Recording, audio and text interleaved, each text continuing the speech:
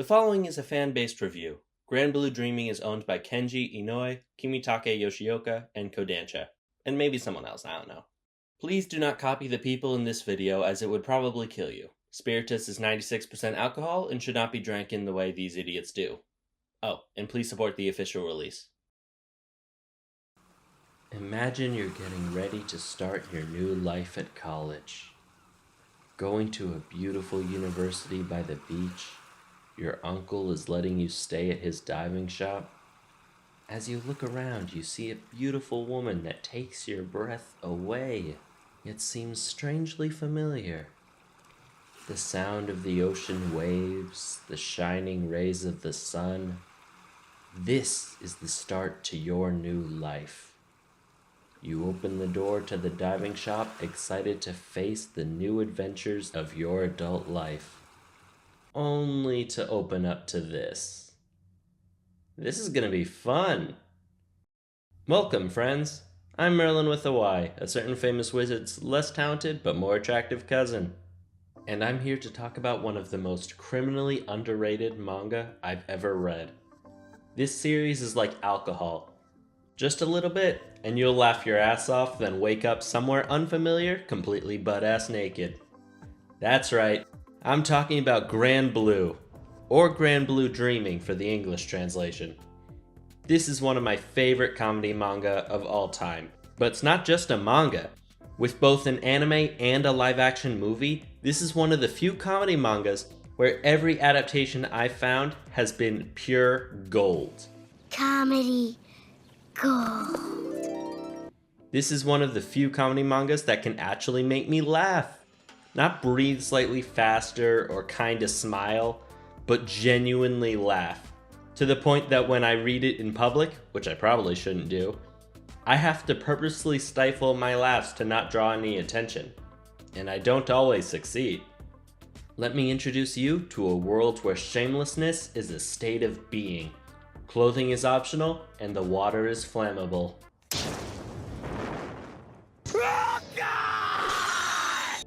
I've wanted to cover this series for a while, but with the announcement that they are finally going to make Season 2 for the anime at long last, I've decided it's finally time. And for a series like this, I felt that there was only one way to talk about it while honoring the material. And that's by getting absolutely smashed before recording this. So I'm gonna take a drink break before I get into the nitty-gritty. 3 hours later. Now then. Vamos! The story follows Iori Kitahara as he starts his new life as a college student at Izu University. Staying at his uncle's diving store, the Grand Blue, he gets reacquainted with his cousins in probably the worst way possible. As right before he meets one of them, he's essentially kidnapped by two naked muscular men who force him to play strip rock paper scissors with hilarious results.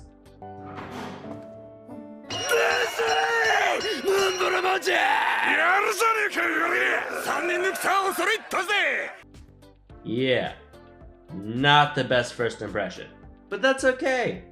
Sure, he might have messed up with his cousin Chisa, but he still has a whole campus of people who can become his lifelong friends and maybe even a girlfriend.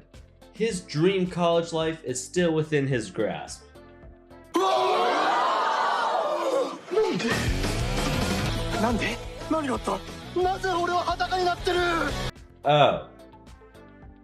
Yeah. I think he burned that bridge. But at least he has a whole new band of brothers, even if they're the ones who did this to him in the first place. And yeah, he got a new best friend too. Or a new enemy, depending on how you look at it. In his attempts to not be forced into the cult that is the Peekaboo Diving Club, Iori dragged down another poor soul with him. Though to be fair, they kinda dragged each other down. Either way, these two are in for one hell of a college experience. Because these dumbasses joined the diving club, so their liver and reputation will not survive. Cause here's the thing. This might be an underwater diving club, but that's more of a side thing. What this club really is about is ingesting inhuman amounts of alcohol and getting completely naked. Don't worry though, it's mostly the men in the group that do that. This is a weird series, and I love it. It's a breath of fresh air compared to the usual comedy manga I see. And it's not just because they have so many reaction faces that are just dripping with meme potential. I mean, look at these. And these are only from a handful of chapters. I just love series with these kind of faces, so this is automatically gold for me. But besides that, the characters being college students opens up the story to a lot of hijinks that most high school focused anime don't do. This is very much a college slice of life manga with a ridiculous amount of comedy shoved in there, and it works so well. For a series that at first glance seems like it relies on the characters getting naked for all of its comedy, it actually has more variety than that. There are chapters where the characters are trying their hardest to cheat on a test, getting their balls crushed in the name of science and pettiness, or even having a full-on discussion on how to get their ugly friend to lose their virginity, and one of the potential possible solutions is him sleeping with a gorilla. And those are just the school-related hijinks. But the vast majority of the plotlines center around the cesspool of alcoholic stupidity that is the Peekaboo Diving Club, which is, yes, a diving club.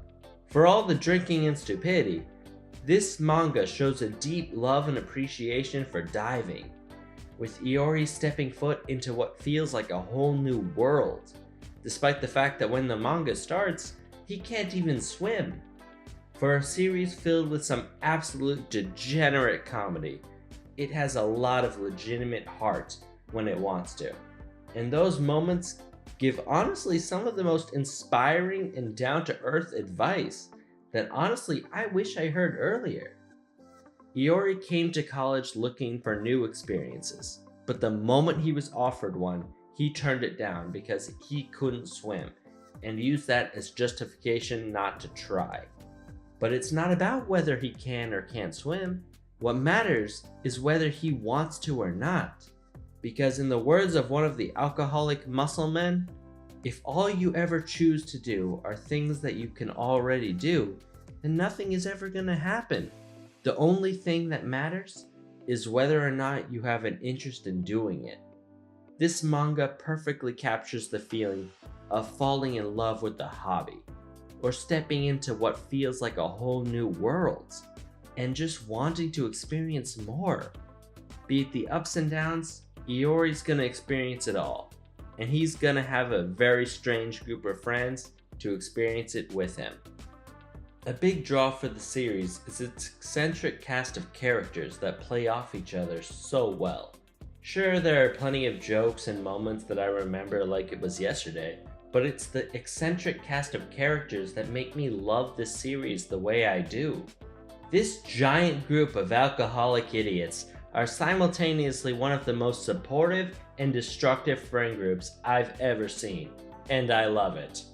Well, they're supportive as long as you don't mind getting blasted pretty much all the time.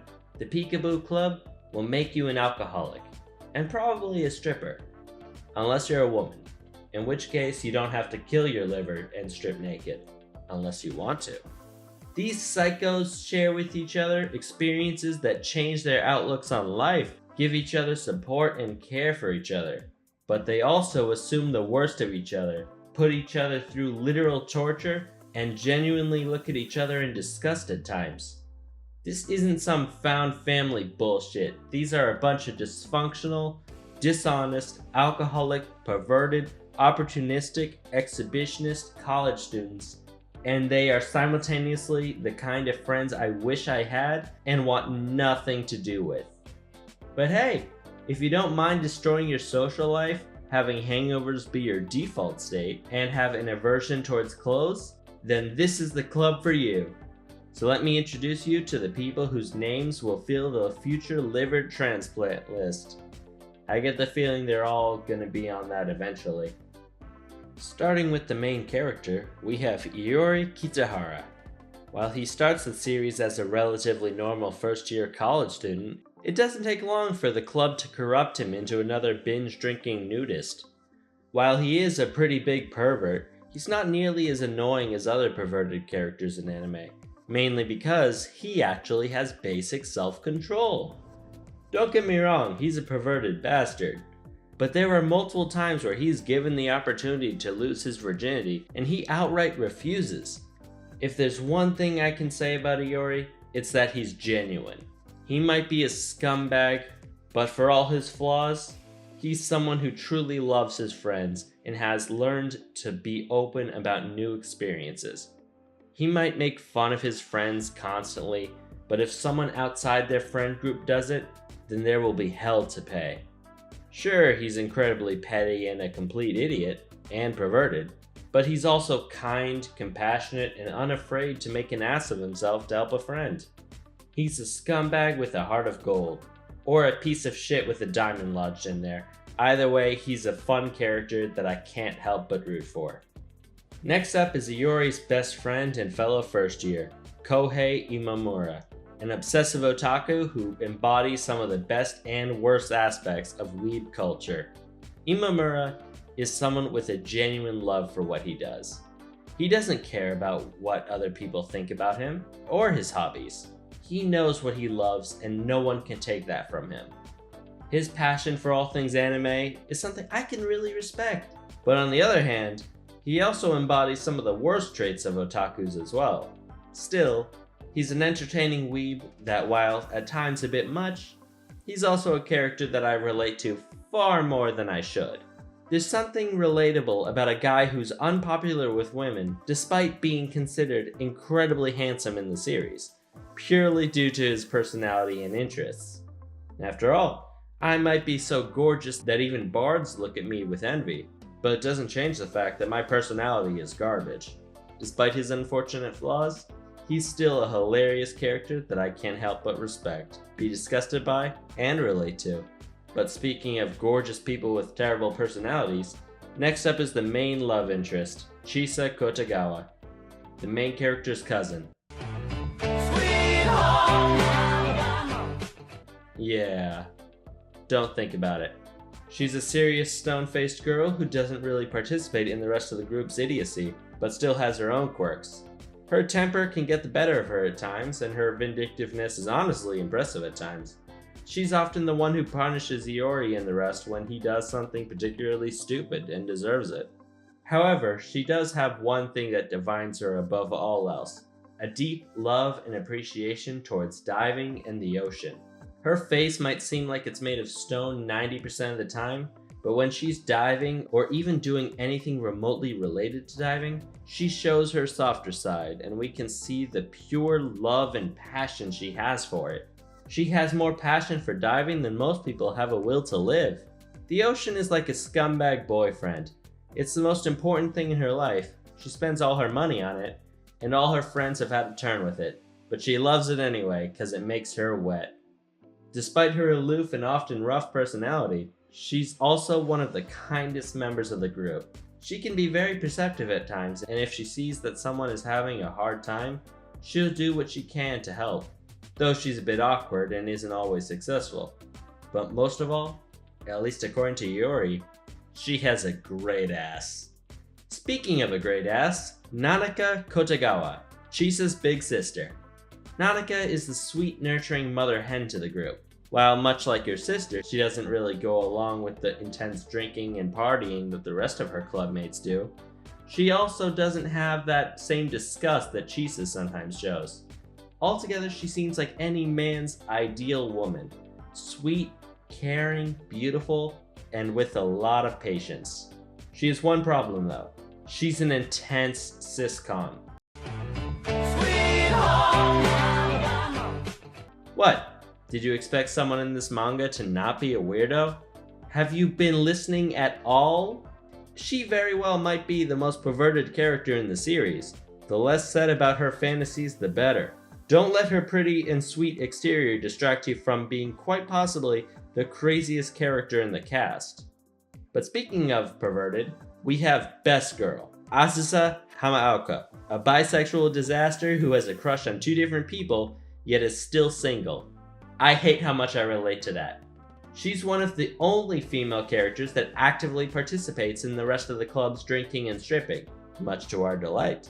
She's very much one of the boys, with her fun-loving and audacious personality, mixed with her complete lack of shame, which makes her one of the most entertaining characters of the main cast. She's a hot older college girl who loves to party, and just loves to tease you. Need I say more? Well, if we're talking about the exact opposite of Azusa, we have Aina Yoshiwara, or as she's better known, Cakey. Aina is a sweet, shy girl who just wanted to be popular in college, so she tried to reinvent her image by just caking herself in makeup.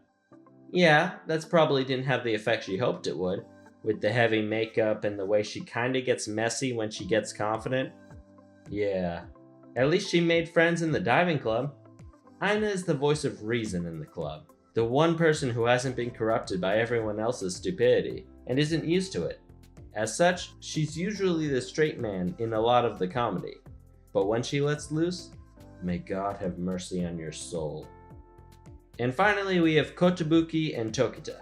They're basically the same person, so I'll cover them together. They excessively drink, strip naked, and sometimes go diving. Okay, those are the club members. And I can't get enough of their weird relationships. All of the characters, except maybe the muscle gorillas, have a unique and entertaining relationship to each other.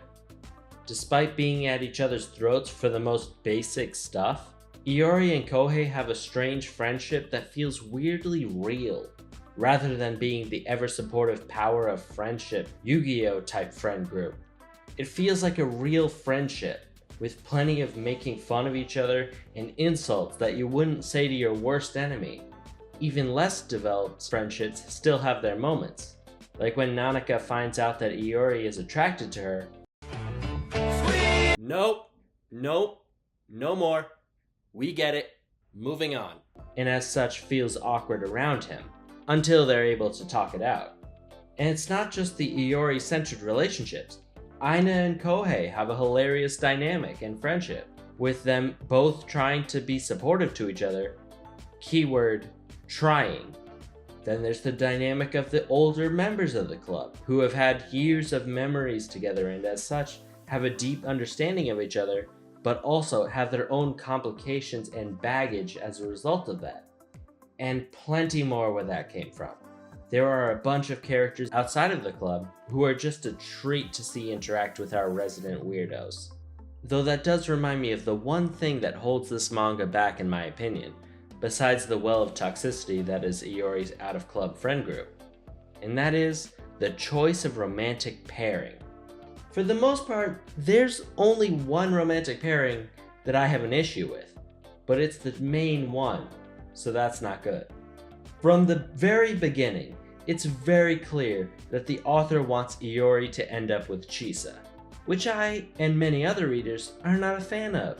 It's not even because of the whole cousin thing, since the author decided to make it so that they aren't related by blood, but it's something more fundamental.